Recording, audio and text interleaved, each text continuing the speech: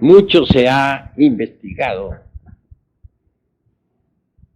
sobre el origen del hombre y en realidad de verdad solo hipótesis es lo que han elaborado los antropólogos materialistas de esta edad decadente y tenebrosa. Si le preguntásemos nosotros a los señores de la antropología materialista cuál fue la fecha y el modo exacto como surgió el primer hombre, no sabrían ciertamente darnos una respuesta exacta.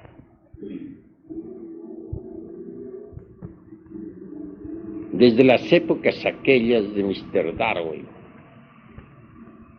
hasta Haeckel, y posteriormente desde Haeckel hasta nuestros días,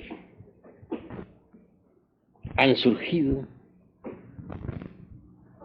innumerables hipótesis y teorías sobre el origen del hombre. Empero, hemos de aclarar en forma enfática que ninguna de tales suposiciones puede ser ciertamente demostrada. El mismo Haeckel asegura con gran énfasis que ni la geología ni tampoco esa otra ciencia llamada filogenia tendrán jamás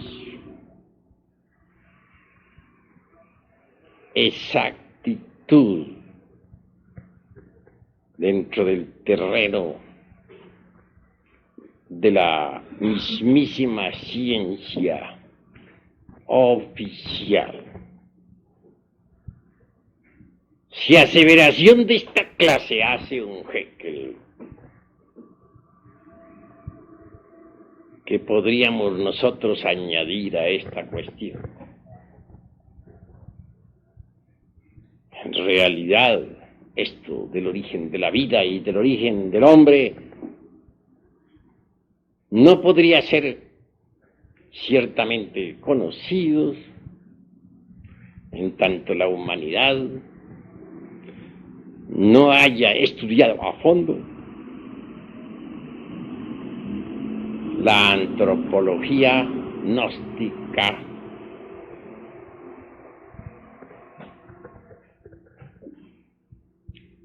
¿Qué nos dicen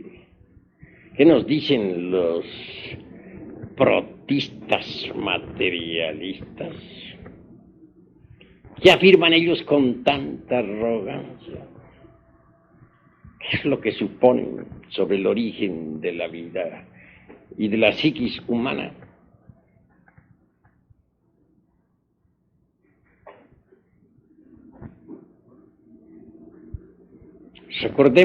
Recordemos con entera claridad meridiana al famoso monerón atómico de Haeckel entre el abismo acuoso.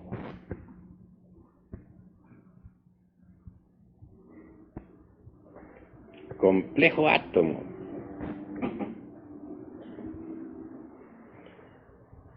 que no podía en modo alguno surgir de un azar, como lo supone ese buen señor.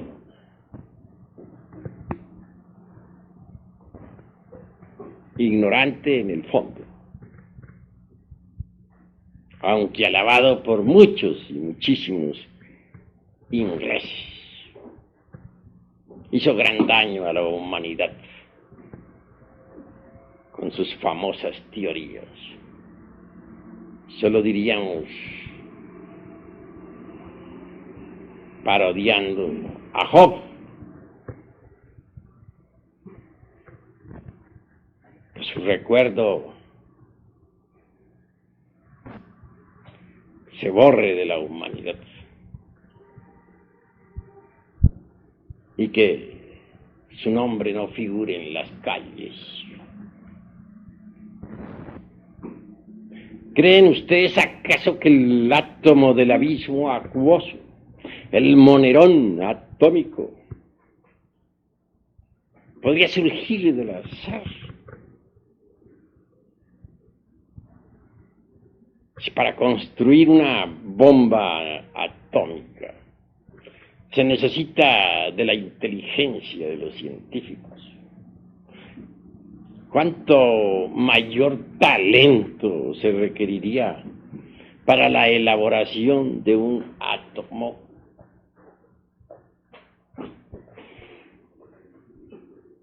Si negáramos los principios inteligentes a la naturaleza,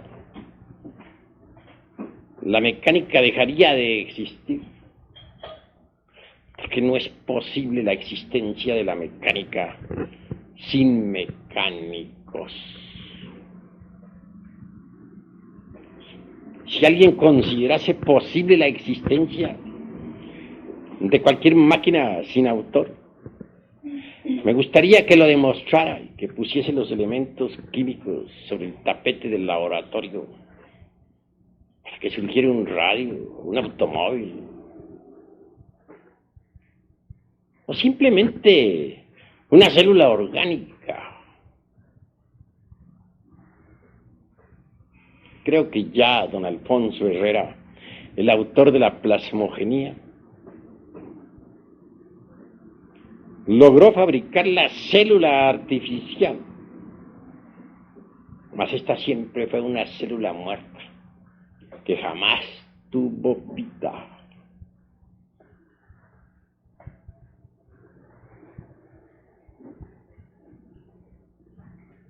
¿Qué dicen los protistas?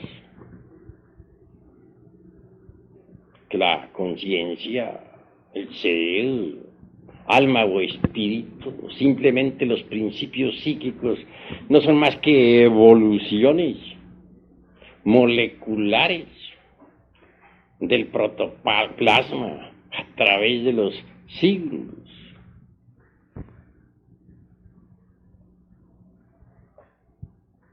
Obviamente, las almas moleculares de los fanáticos protistas no resistirían jamás un análisis de fondo.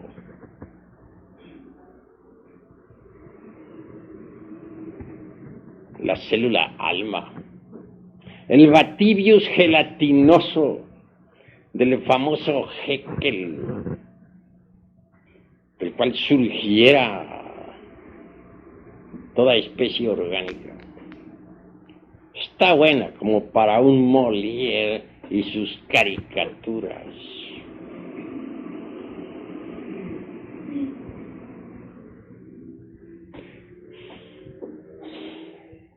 En el fondo de toda esta cuestión, y tras de tanta teoría mecanicista y evolutista, lo que se tiene es el afán de combatir al clero. Se busca siempre algún sistema, alguna teoría que satisfaga a la mente y al corazón para demoler al Génesis hebraico. Es precisamente una reacción contra el bíblico Adán y su famosa Eva sacada de una costilla, el origen viviente de los Darwin, de los Haeckel y demás secuaces. Pero deberían ser sinceros, manifestar su insatisfacción contra todo concepto clerical.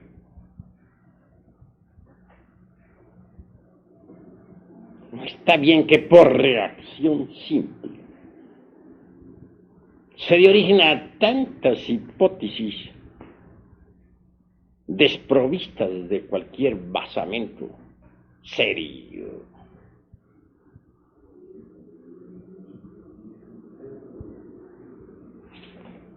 ¿Qué nos dice Mr. Darwin sobre la cuestión esa del mono catirrino? Que posiblemente el hombre devino de allí. Sin embargo, no lo asienta en forma tan enfática como lo suponen los materialistas alemanes e ingleses.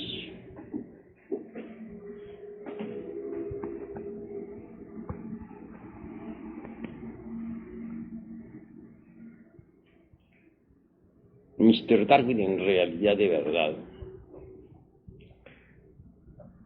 dentro de su sistema, puso ciertos fundamentos que vienen a desvirtuar y hasta a aniquilar absolutamente la supuesta procedencia humana del mono, aunque este sea el catarrino o catirrino.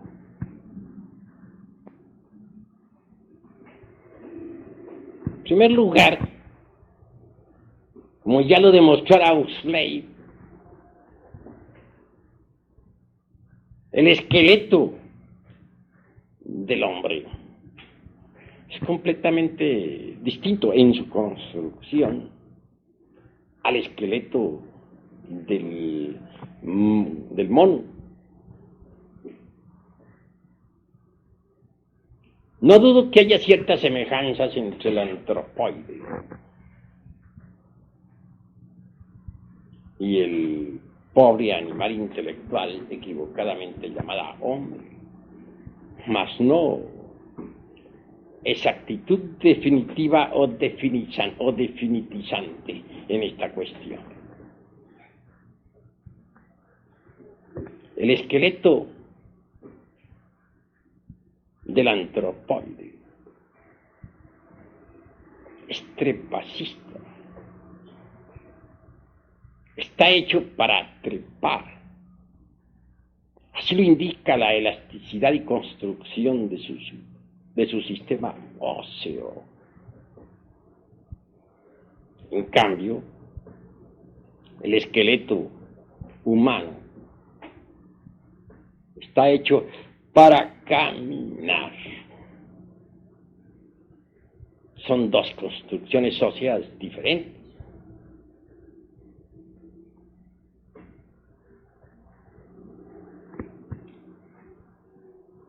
Por otra parte, la elasticidad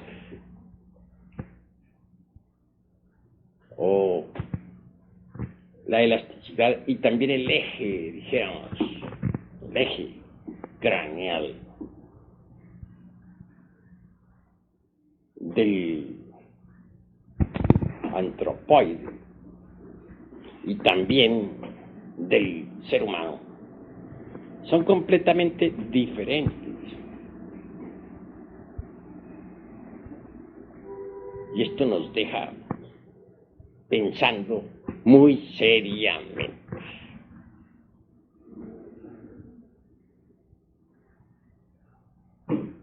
Por otra parte, mis estimables hermanos,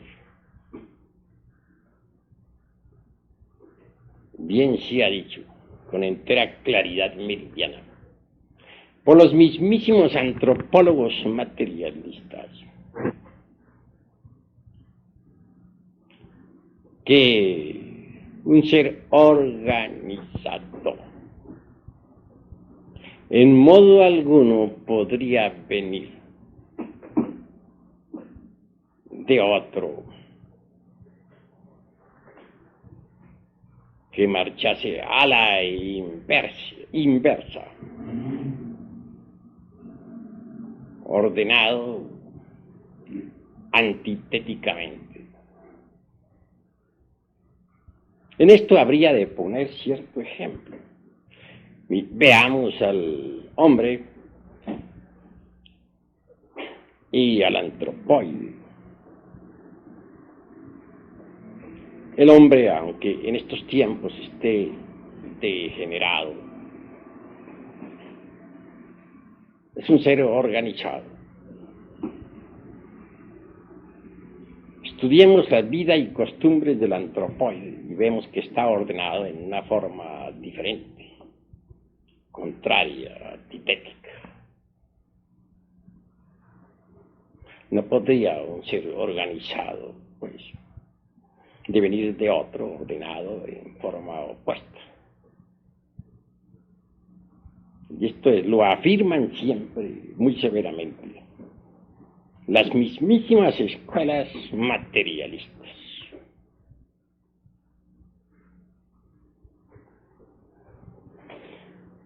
¿Cuál sería la edad del antropoide? ¿En qué época aparecería sobre la faz de la Tierra? Los primeros simios. Incuestionablemente en el Mioceno. ¿Quién podría negarlo?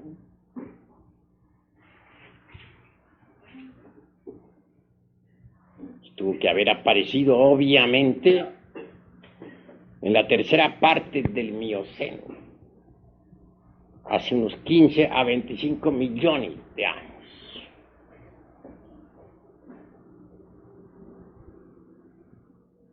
¿Por qué hubieron de aparecer sobre la faz de la Tierra los antropoides?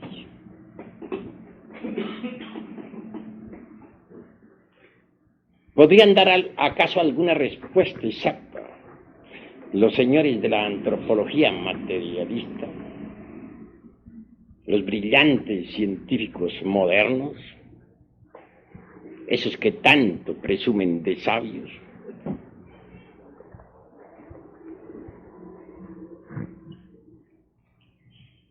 Es obvio que no.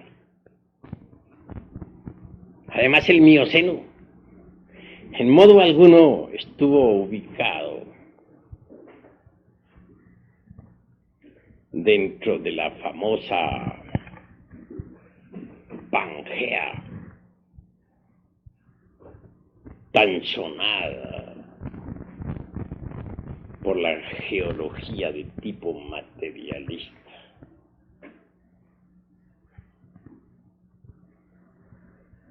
Resulta ostensible que el Mioceno tuvo su propio escenario en la antigua tierra lemúrica, continente ubicado antes en el Océano Pacífico. Restos de la Lemuria. Tenemos todavía a la Oceanía, con la Gran Australia, a la isla de Pascua, donde están tallados ciertos monolitos, etcétera. Que no lo acepte la antropología materialista por estar embotellada completamente en su Pangea. ¿Qué importa a la ciencia y qué a nosotros?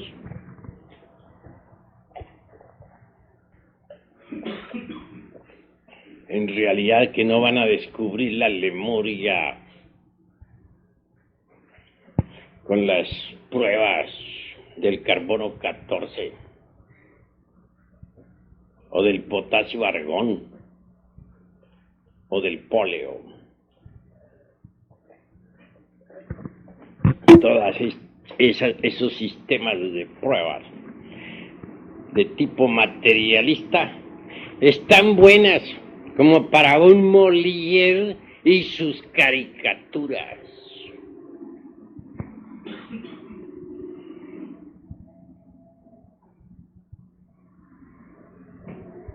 Por estos tiempos, después de las infinitas hipótesis de los Haeckel y de los Darwin y de los Huxley y todos sus secuaces, se sigue todavía entronizando a la teoría de la selección natural de las especies, otorgándosele nada menos que el poder de crear nuevas especies.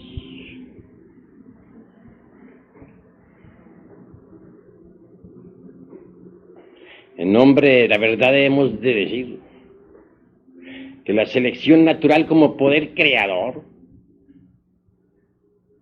es sencillamente un juego de retórica para los ignorantes, algo que no tiene basamentos.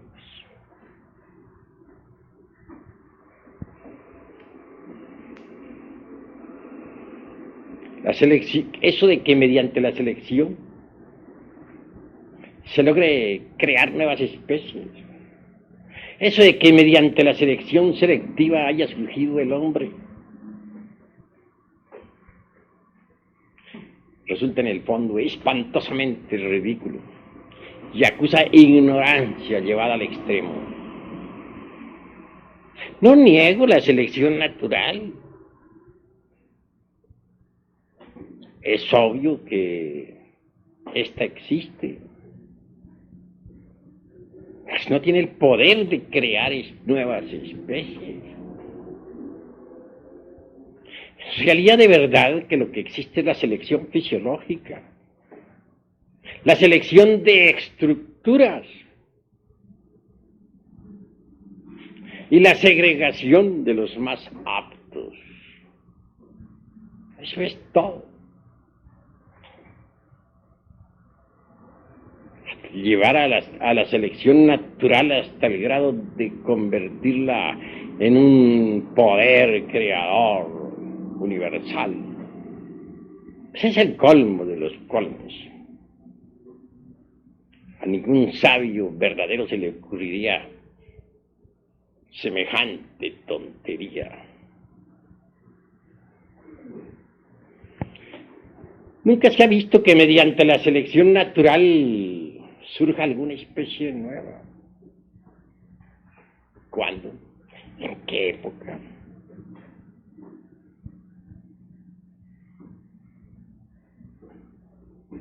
Se seleccionan estructuras, sí, no lo negamos. Las más fuertes triunfan. En eso de la lucha por el pan de cada día. En la batalla incesante del cada instante. En que se brega por comer y no ser comido. Obviamente triunfa el más fuerte, que transmite sus características a sus descendientes. Características fisiológicas, características de estructuras. Entonces, los selectos, los más aptos, se segregan.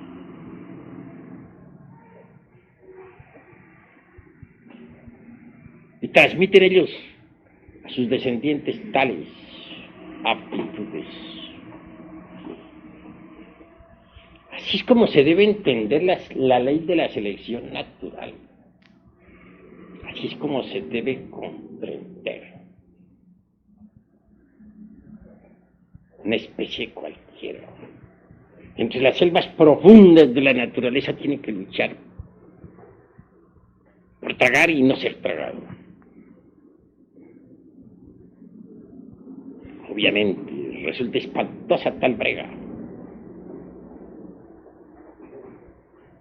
Como resultado, triunfan, como es natural, los más fuertes.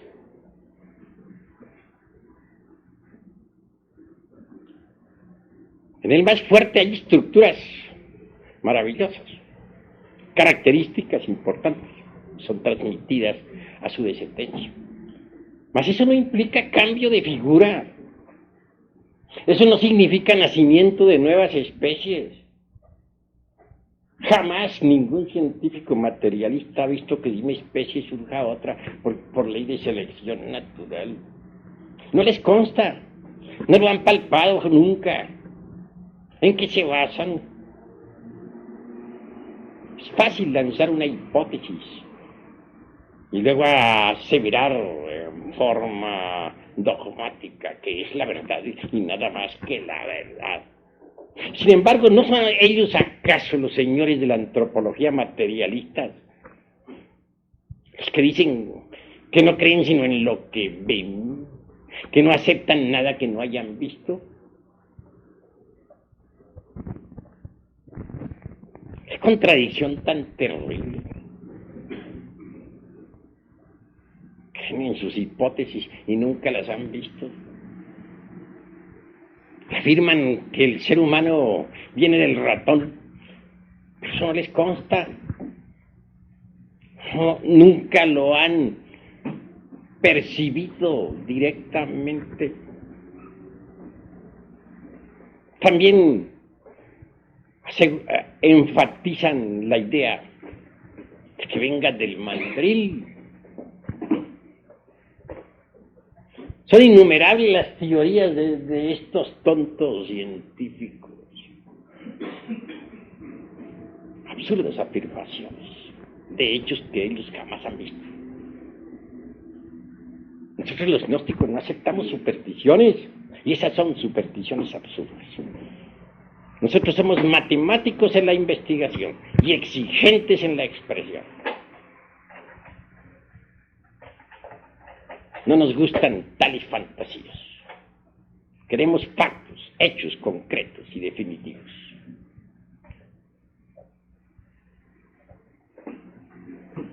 Así que, investigando dentro de esta cuestión relacionada con nuestros posibles antecesores, podemos evidenciar claramente el estado caótico en que se encuentra la ciencia materialista, el desorden total de sus mentes degeneradas y la falta de capacidad para la investigación. Esa es la cruda realidad de los hechos.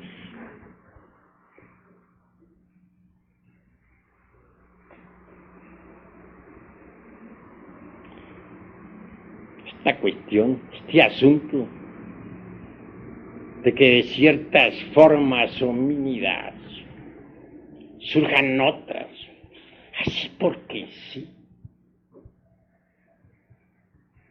fundamentados únicamente en pruebas tan ridículas como las del carbono 14, o del potasio argón, o del polen, constituyen en realidad la vergüenza de esta época del siglo XX.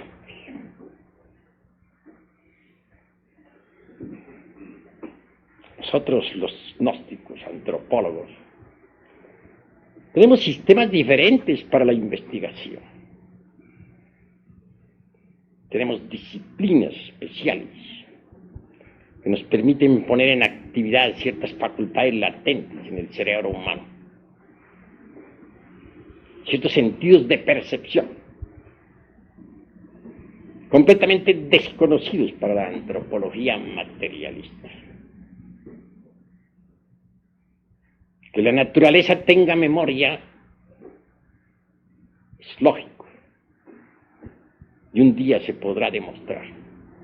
Ya comienzan a hacerse ensayos científicos modernos. Pronto las ondas luminosas del pasado, o las ondas sonoras, para hablar más claro, del pasado, podrán descomponerse en imágenes que serán perceptibles a través de ciertas pantallas. Y ya hay intentos científicos en ese asunto. Entonces podrán ver los televidentes del mundo entero el origen del hombre y la historia de la Tierra y de sus razas. Cuando llegue ese día, que no está tarde, el anticristo de la falsa ciencia, quiero decirles con entera sinceridad que el origen de la humanidad quedará al descubierto en estas conferencias. ¿Qué causas primarias y secundarias dieron origen a la humana especie? ¿Conocen acaso esto los antropólogos materialistas?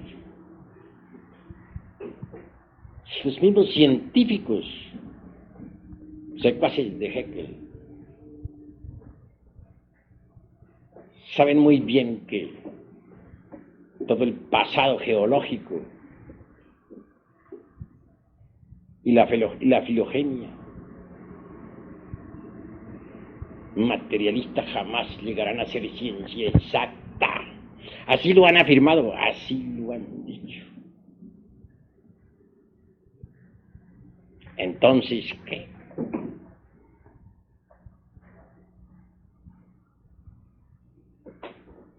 Estamos en una época de grandes inquietudes. Y el misterio del origen del hombre debe ser aclarado. El terreno de las hipótesis es deleznable. Es como un paredón sin cimientos. Basta darle un ligero empujón para convertirle en menudo sedimento.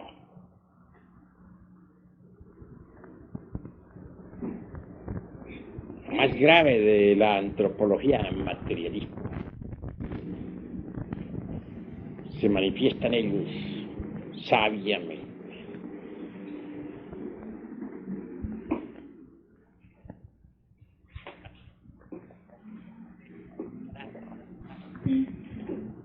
Absurdo resulta también embotellarnos en el dogma de la mecánica evolutiva. Si en la naturaleza existen los principios constructivos, incuestionablemente existen también los destructivos.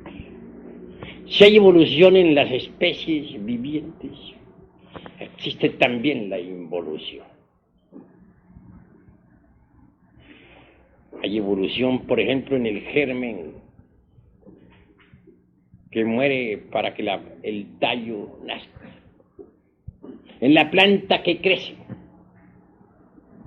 que echa hojas y que al fin da frutos. Hay involución en la planta que se marchita y que fenece y que por último se convierte en un montón de leños. Hay evolución en la criatura que se gesta dentro del vientre materno, en el niño que juega, en el joven. Hay involución en el anciano que decrece y que al fin muere. Evolucionan los mundos cuando surgen del caos a la vida. Después involucionan cuando al fin se convierten en nuevas lunas. Así es que si consideramos la antropología exclusivamente a través de la mecánica evolutiva, estamos hablando en forma parcial caemos en el error. Mas si estudiamos la antropología también a la luz de la involución, entonces marchamos equilibradamente, porque evolución e involución constituyen el eje mecánico de toda la naturaleza. Así que considerar que la evolución es la única base de todo este gran mecanismo natural resulta absurdo en forma total. Tenemos que considerar la vida y la muerte, los tiempos de desarrollo y los tiempos de caducidad. Solo así marcharemos correctamente dentro de la dialéctica gnóstica en su forma integral. En modo alguno estamos dispuestos nosotros a quedar embotellados en el dogma materialista evolutivo. Tenemos que estudiar también los procesos involutivos de la antropología, o marchamos por el camino del error.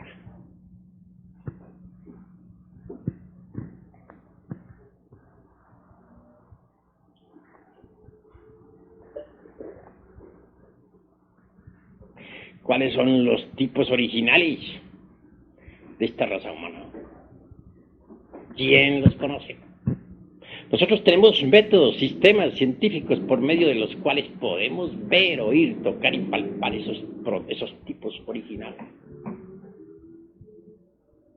Sabemos muy bien que antes de que el animal intelectual apareciera sobre la faz de la Tierra, en la Atlántida de Platón, que no es una simple fantasía como pretenden los fanáticos ignorantes de la famosa Pangea materialista, apareció en realidad de verdad el animal intelectual.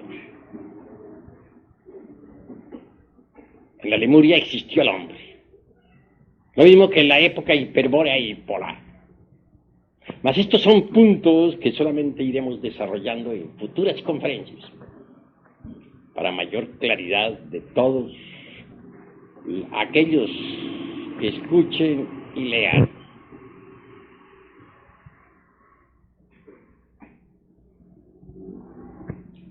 La Atlántida realmente existió. Fue un continente ubicado en el océano Atlántico. Restos de la Atlántida tenemos nosotros, el archipiélago de las Antillas, etc. Las Canarias también son vestigios de lo que fue la Atlántida. Y aún la misma España no es más que un pedazo de la antigua Atlántida. Pero esto no lo conocen los fanáticos de la antropología materialista, ni los geólogos, tan atrasados en el fondo, capaces para proyectarse en el tiempo. ¿Cómo podrían ellos saber algo sobre lo que ocurriera hace unos tantos millones de años en la era miocena? ¿Qué saben ellos del mioceno? ¿Lo han visto, lo han tocado, lo han palpado? Si nosotros hablamos del mioceno es porque podemos verlo y sabemos que es asequible a aquel que sea capaz de desarrollar las facultades trascendentales del ser latentes en el cerebro humano. Pero la actitud de negación materialista es incongruente. Se dice que no se cree sino en lo que se ve, y ellos creen en todas sus hipótesis absurdas. Hipótesis que nadie ha visto, que a nadie le consta. En realidad, de verdad, nunca, científico alguno, vio surgir el primer hombre. hablan ellos con tanta autosuficiencia, como si hubieran estado en el Mioceno, como si hubieran visto a los antropoides surgiendo allá, de la antigua Lemuria. Entronizan a sus dioses maravillosos, como son los famosos lemúricos, y también los mandrilis, como proximianos sublimes, de los cuales descendemos. ¿Les consta eso? ¿Lo han visto alguna vez? Nunca. ¿En qué se basan? En cosas que no han visto. ¿No son ellos mismos los que dicen que no creen sino en lo que ven? Entonces, ¿por qué están creyendo en lo que nunca han visto? ¿No es acaso esto una contradicción? ¿No resulta en el fondo esto incongruente?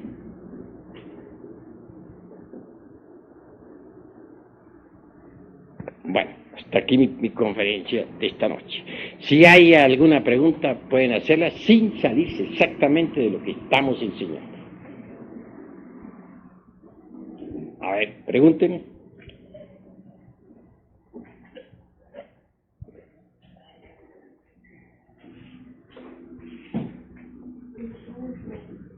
Se dice que el cambio de una especie a otra, en la antropología física se dice que es por mutación, en un proceso de herencia, ¿no? Por mutación. ¿Cómo? O sea, con un proceso dentro de la herencia por mutación, que ciertos genes se transforman para convertirse, para transformar la estructura precisamente del ser nuevo que va a surgir, digamos, ¿no? Entonces, ¿quiere decir que en realidad no existen mutaciones entre las especies? Vamos con el mayor gusto a dar respuesta a esa pregunta. Estos tontos científicos de la antropología materialista creen que mediante los cambios ambientales y de clima se transforma en alguna forma, aunque sea en mínima parte, los órganos de la generación con posible mutación de genes, y darían a esas afirmaciones anticientíficas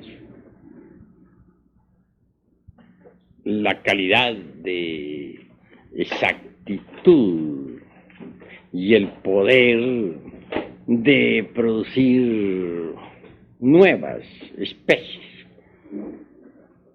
Absurdo, porque nunca hemos visto nosotros a través de los siglos que los caballos se conviertan en otra cosa, que las águilas dejen de ser águilas, que los peces del inmenso mar se conviertan en gente.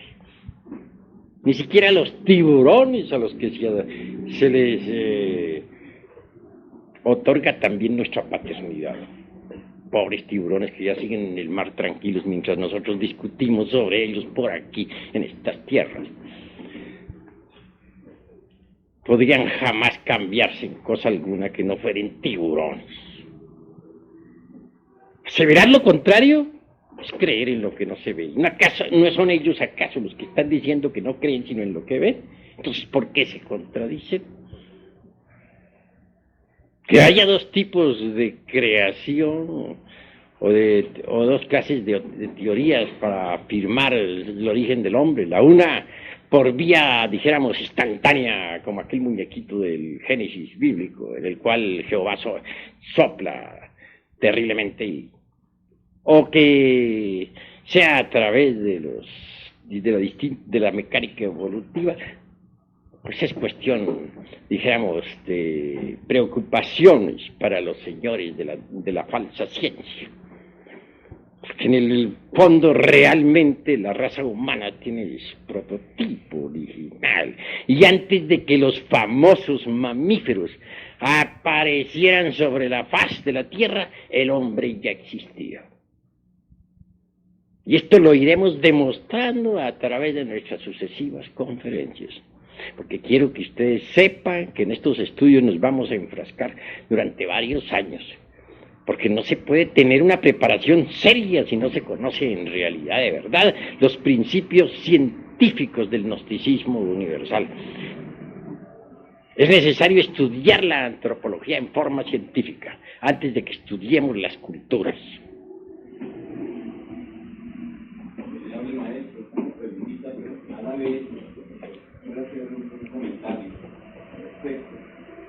Evidentemente, pues, a través de la simple lógica dialéctica y la lógica matemática, siendo riguroso, el maestro ha demostrado de que la ciencia actual se contradice a sí misma, se contradice. Dice que no creen sino en lo que ven y precisamente afirman cosas que nunca se han visto. Nosotros podemos citar en este momento algo de la historia de la antropología materialista, cómo aparece más o menos en el siglo XVIII a través del pensamiento filosófico de los filósofos para dar una especie de ciencia que se va a llamar antropología a través de unos señores que empiezan a recoger objetos antiguos y por ahí empieza. Pero nosotros a través de la psicología, por esa ciencia, podemos, digamos, hacerle una disección al hombre del siglo XVIII, en qué medio ambiente se encontraba, qué nivel del ser desarrollaba por lo general la cultura del siglo XVIII en Europa, y podremos darnos cuenta que está en un estado incipiente la misma ciencia materialista, y que a partir de esos postulados y de esas hipótesis han querido darle, como ya lo han dado, pues, realizar en las universidades, cuál fue el origen del hombre. Y la arguyen con gran prosopopeya y con gran énfasis, afirmando lo que el maestro ha citado, afirmando pues de que en el Mioceno, en el Plioceno, se dieron tales que los catarrinos, los lemurios, el proceso evolutivo, en el cual a través de otra ciencia que es la filogenia, afirman de que esos genes, en un determinado momento por ambientación, por clima, como bien el maestro lo ha citado, a través de las 4 glaciaciones, han tenido mutaciones que van generando nuevas características en la estructura misma. Esto todo ya está demostrado por lógica que no es posible. Mi pregunta que viene a todo esto, maestro, es si para nosotros, los instructores, podemos llegar a demostrar, podemos hacerle frente, digamos, a la antropología física a través de una lógica, mostrarle que es ilógico mismo, también nos va a quedar un poco difícil demostrar a nosotros en el estado y en el nivel de ser que nos encontramos, demostrar lo contrario, demostrar la antropología, no, demostrar de que los siguientes postulados que vamos a ver en las siguientes conferencias. Mi pregunta sería, ¿qué actitud propia debe tener el investigador gnóstico a partir de este instante? Que no sea una actitud similar a la de la ciencia materialista, o sea, nosotros asegurar cosas que no hemos visto tampoco, ¿no? ¿Qué actitud debe tomar a partir de esta conferencia en adelante el estudiante? Pues a partir de estas conferencias el estudiante gnóstico debe desarrollar precisamente las facultades que le permitan investigar la geología en sus formas más profundas, lo mismo que la filogenia.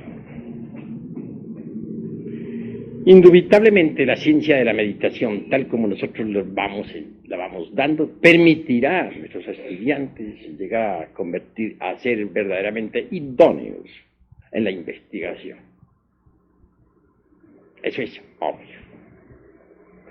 En cuanto a lo que estos señores, pues, a las afirmaciones de estos señores, claro que serán descuartizadas a través de nuestras distintas conferencias.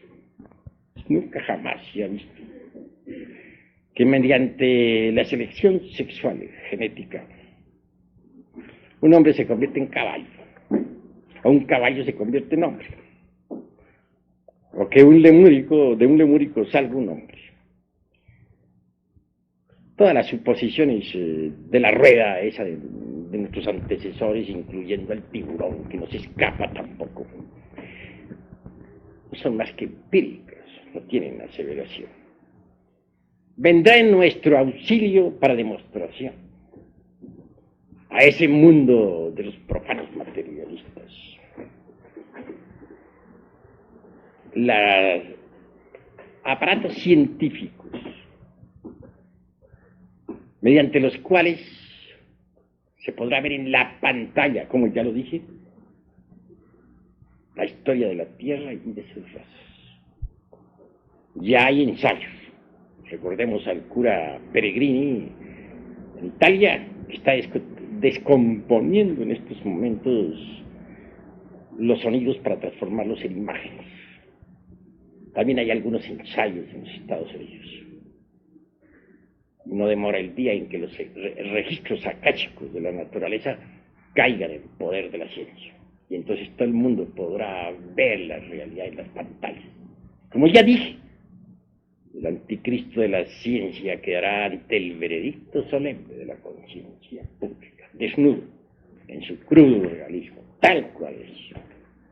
Mientras tanto, debemos nosotros despertar ese sentido maravilloso de la intuición prajna paramita a través de la meditación para investigar por sí mismos. Tenemos los aparatos de investigación adentro, aunque los materialistas no lo acepten. Desarrollemos, usemos esos aparatos inteligentemente. Obviamente que se hace necesario combatir a la ciencia materialista, científicamente. Y lo vamos a hacer. Para que nuestros hermanos, todos, incluyendo los instructores, los misioneros, queden debidamente preparados.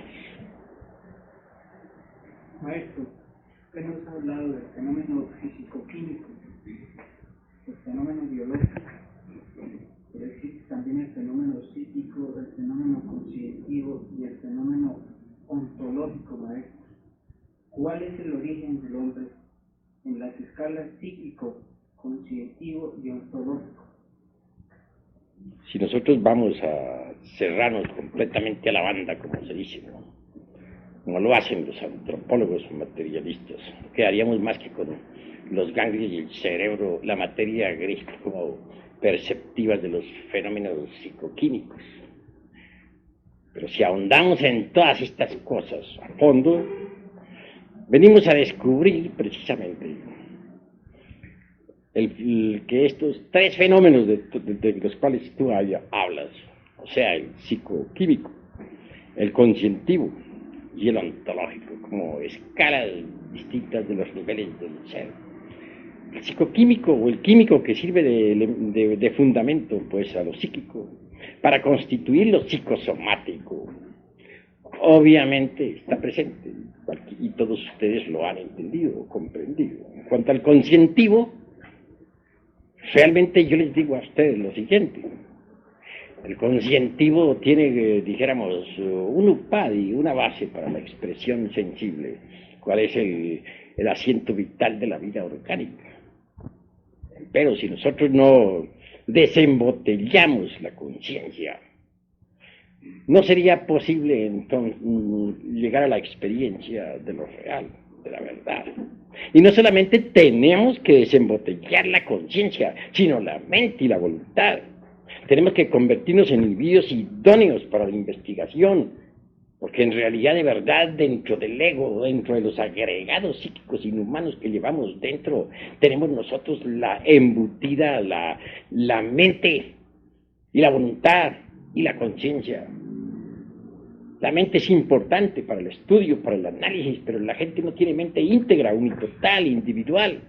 La gente tiene la mente dispersa, embotellada entre los distintos elementos psíquicos indeseables.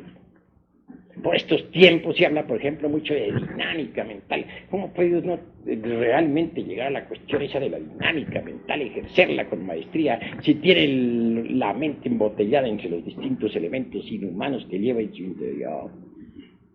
Es obvio que debe desintegrar tales elementos para tener mente íntegra, total, no dividida por el proceso de la opción, no dividida por por el proceso electivo, una mente que realmente se manifiesta en forma íntegra. Y en cuanto a la conciencia en sí misma, la conciencia, pues, los tres aspectos, la conciencia es el último que dices tú. En el punto de vista ontológico tenemos que ir mucho más allá, tenemos que pasar a la cuestión del ser en sí mismo, porque lo ontológico es más profundo, se refiere al ser y a sus distintas partes autónomas y autoconscientes. Si uno no despierta la conciencia, nada puede saber de sí mismo, de su propio ser. Así pues es necesario despertar completamente la conciencia. Por ejemplo, veamos, mucho se habla por estos tiempos sobre filogenia. Pero ¿cómo podría conocerse la filogenia si no estudiamos la ontogenia dentro del proceso fetal? Bien sabemos nosotros que en el vientre, dijéramos en el claustro materno, se repite exactamente toda la historia por la cual ha pasado el ser humano en sus procesos evolutivos e involutivos. Si quien quiera conocer la filogenia a fondo, debe estudiar la ontogenia. Y nadie podría en verdad penetrar dentro de los misterios de la ontogenia y llegar a la filogenia exacta, no a la filogenia materialista, si antes no ha despertado ciertamente en forma íntegra la conciencia. Y más aún, si no ha desembotellado la mente, si no ha logrado una mente íntegra, total. Así que las clases que aquí hemos dado nosotros sobre psicología práctica, con fondo trascendental, deben convertirse, dijéramos, en asiento de todas nuestras ocupaciones diarias para convertirnos en investigadores competentes de la ciencia gnóstica. Maestro, me queda otra inquietud con respecto a lo que se hablaba de mutaciones. Maestro, hay ciertas épocas, tal vez catástrofes, que permiten muchas veces que se crucen especies. ¿Cómo explicarle a la psicología humana, a los que desconocen totalmente el proceso del despertar de la conciencia gradual, que hay ciertas épocas en que las especies se pueden cruzar y dan origen a ciertas monstruosidades? Pues esto realmente es inasequible para la ciencia oficial. ¿Qué puede saber la ciencia oficial sobre el modo como esos tres factores, por ejemplo, cuáles son las tres fuerzas primarias de la naturaleza y del cosmos, se polarizan? Incuestionablemente que eso nadie lo puede negar, que las tres fuerzas se polarizan, a veces en una forma, a veces en otra, a veces se permite que hayan ciertos cruzamientos y en otras épocas esos cruzamientos resultan algo más que imposible debido precisamente a las mismísimas polarizaciones. Por ejemplo, el chango, y esto que estoy diciendo no es para la conferencia ni va a quedar grabado, lo que dijimos sobre la conferencia es hasta donde dije, aquí termina la conferencia. Por ejemplo, el chango, ya hablando aquí entre nos, pues indudablemente tiene origen humano. Fue una época en que cierta raza lemur humana y muy humana se mezcló con bestias de la naturaleza. También al final de la Atlántida se dieron esas mezclas. Pero eso fue en esa época, en que el Oquidano activo, omnipresente, omnipenetrante, se desdobló en los tres factores y estos se polarizaron en cierta forma y de cierta manera que permitió que seres humanos se mezclaran con especies animales. Y de allí surgieron changos. Tanto en Lemuria hubo changos durante el Mioceno como también los hubo en la Atlántida. De eso trataremos más adelante y en forma seria en estudios científicos. Claro que lo que en este momento estamos platicando es aquí entre nosotros, no está incluido dentro de la conferencia. A ver. Acerca de lo que he entendido de la cuantificación de años atrás, geológica, o sea, la antropología se basa mucho en la geología para poder citar pues, el hombre antiguo en qué época apareció. Estos planteos de la geología también sabemos muy bien que es un riguroso estudio de observación sobre formaciones geológicas. A estas formaciones geológicas le han llamado, como bien sabemos todos, la era primaria, la secundaria, la terciaria y la cuaternaria en la cual estamos. En la era terciaria y secundaria, donde aparecen estos periodos del Mioceno, Plioceno, Oligoceno, se les da un dato aproximado a través de las pruebas de la computación, a través del polen o a través de también de las técnicas geológicas. Le dicen, tal formación geológica tiene tantos años, y si el esqueleto está allí aparecido, dice, hace tantos años apareció este hombre, según en la profundidad en que se encuentra. Esas formaciones en sí mismas sí corresponden a los años que pone la ciencia oficial. Bueno, la pregunta que tú me estás haciendo no está dentro de la conferencia de hoy. No, porque tenemos que ceñirnos estrictamente a lo que hemos enseñado hoy. Nada más, pero te la contesto con mucho gusto. Obviamente que esas clasificaciones son absurdas en un 100%. Que en realidad, de verdad, las eras que tú has citado tienen cada una sus correspondientes escenarios. Hoy me limito solamente a decir que el Mioceno tuvo por escenario la Lemuria. Así pues, al citar nosotros eras, nos apartaremos totalmente durante estas conferencias, durante este ciclo de investigaciones y de estudio, de las concepciones cronológicas materialistas. Vamos a ceñirnos estrictamente a la antropología gnóstica. A ver. Yo creo que una de las grandes dificultades también de meternos en la antropología oficial es que definitivamente la antropología oficial no acepta ni la Lemuria ni la Atlántida, ni siquiera habla de él. Entonces, y bueno, por lo que yo he llegado a comprender con una combinación de los dos estudios, es de que la antropología oficial trata de entender el origen del hombre, de la raza aria, nada más centrándose así, sin pensar en que hay lemúricos y en que hay atlantes tampoco. Entonces creo que ahí hay una gran confusión también. No ignoramos eso, pero ¿qué importa eso a la ciencia y que a nosotros? Ya he dicho, el que ríe de lo que desconoce está en el camino de ser idiota. Que vamos a quedar nosotros también embotellados dentro de la famosa Pangea materialista, o vamos acaso nosotros a combinar la antropología gnóstica con la antropología de los ignorantes materialistas, enemigos del Eterno. Jamás. Al contrario, nosotros vamos a combatir la antropología materialista con la antropología gnóstica y vamos a demostrar científicamente el absurdo de la antropología materialista. Ahora solamente me propongo, en realidad de verdad, prepararlos a ustedes para que queden lo suficientemente fuertes para la batalla. Dentro de algún tiempo, cuando estén preparados, en verdad retaremos públicamente a la antropología materialista ante el veredicto solemne de la conciencia pública y científicamente los venceremos en el campo de batalla. Eso es todo. A ver. Perdone, maestro, que yo insisto en la misma pregunta, tal vez la gestioné mal.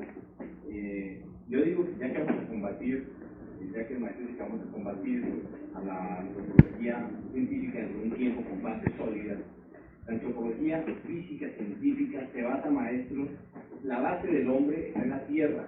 O sea, los primeros estudios de antropología empiezan por la geología. Nosotros también debemos tener una claridad sobre la geología de este planeta, ¿no? La formación de este planeta. Ellos empiezan muy bien, nosotros sabemos que la antropología empieza explicando la formación del planeta. Después, explicando la aparición de la vida en el planeta y luego cómo la vida fue evolucionando, ya de algas marinas a animales, a tiburones, y así sucesivamente. ¿Cuál es? Mi pregunta volvía, esas eras geológicas que existen, las vamos a ver nosotros. Vamos a tener también una base a través del planeta. ¿Cómo podría ocurrirles a ustedes que fuéramos todos nosotros a estudiar la antropología, excluyendo la geología? ¿Sería eso tan absurdo como querer que un drama se representara sin escenario, en el aire, así porque sí? Todo el drama de la vida humana, toda la historia de la Tierra y de sus razas se ha desenvuelto dentro de distintos periodos geológicos. Por tanto, a través de estos estudios se van contemplando esos periodos geológicos. Mas no vamos a desenvolver nuestra didáctica de acuerdo con el programa de la antropología materialista, porque no somos copiones. Sencillamente vamos a ir desarrollando todas estas cuestiones antropológicas y geológicas de acuerdo con nuestra propia dialéctica.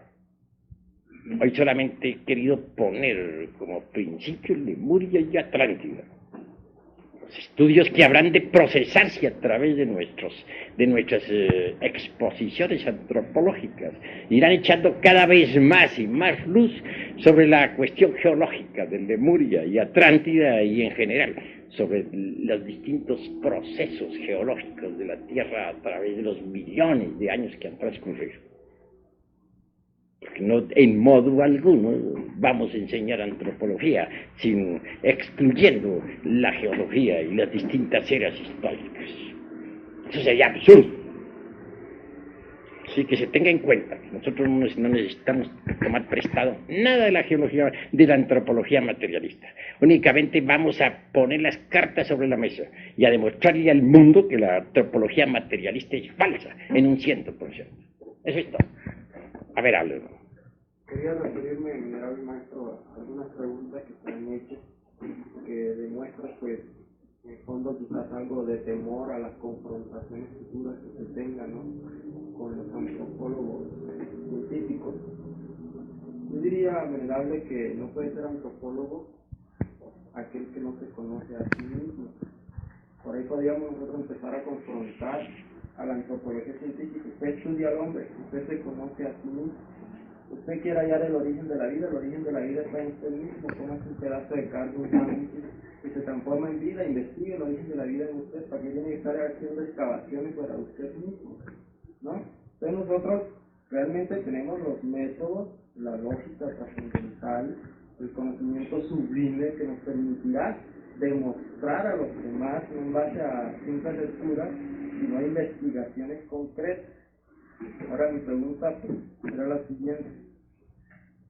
Se ha hablado de la selección natural, de la lucha. Bueno, pero ¿cuál es tu pregunta? Primero me planteas algo, eso no es pregunta. No, pero yo... Voy a contestar primero, luego viene la segunda. Okay. Tenemos que ser exactos en todo.